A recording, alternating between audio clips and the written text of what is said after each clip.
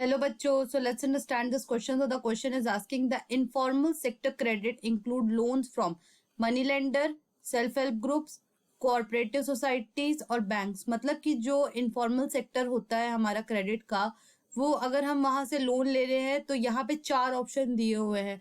तो इन चारों में से कौन सा जो ऑप्शन होगा वो इनफॉर्मल सेक्टर क्रेडिट का एग्जाम्पल होगा. तो पहला ऑप्शन दिया है मनी लेंडर, दूसरा दिया है सेल्फ हेल्प ग्रुप, तीसरा दिया है कोऑपरेटिव सोसाइटीज और चौथा दिया है बैंक. तो चलिए सबसे पहले इसके की कंसेप्ट को समझते हैं. तो इसका की कंसेप्ट होगा इनफॉर्मल सेक्टर क्रेडिट. तो जो इनफॉर्मल सेक्टर क्रेडिट होता है ये आपका कोई भी जो गवर्नमेंट लॉ और रेगुलेशंस बनाई होती है उसको फॉलो नहीं करते हैं. और दूसरा, अगर हम कंपेयर करें फॉर्मल सेक्टर क्रेडिट से तो इनका रेट ऑफ इंटरेस्ट भी हाई होता है. अब यहाँ आप एक वर्ड देख पा रहे होंगे, डेब्ट ट्रैप. डेब्ट ट्रैप का मतलब ये होता है कि जैसे मान लीजिए कि ये एक किसान है.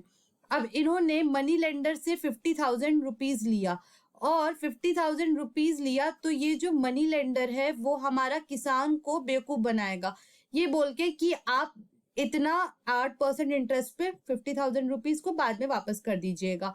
बिकॉज इनफॉर्मल सेक्टर क्रेडिट का सबसे बड़ी खासियत यही होती है कि हमें इसमें कोलैटरल वगैरह शो नहीं करना होता है.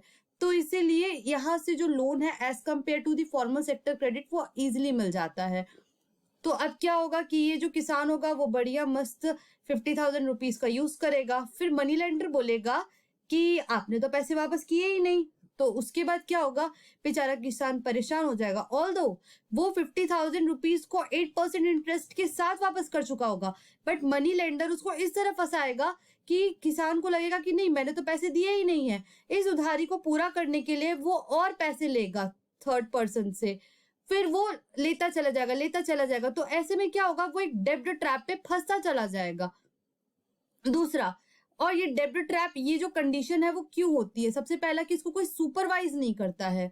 जैसे कि अगर हम फॉर्मल सेक्टर क्रेडिट की बात करें तो वो सुपरवाइज होती है आरबीआई के द्वारा, बट इनकी एक्टिविटीज को कोई भी सुपरवाइज नहीं करता है.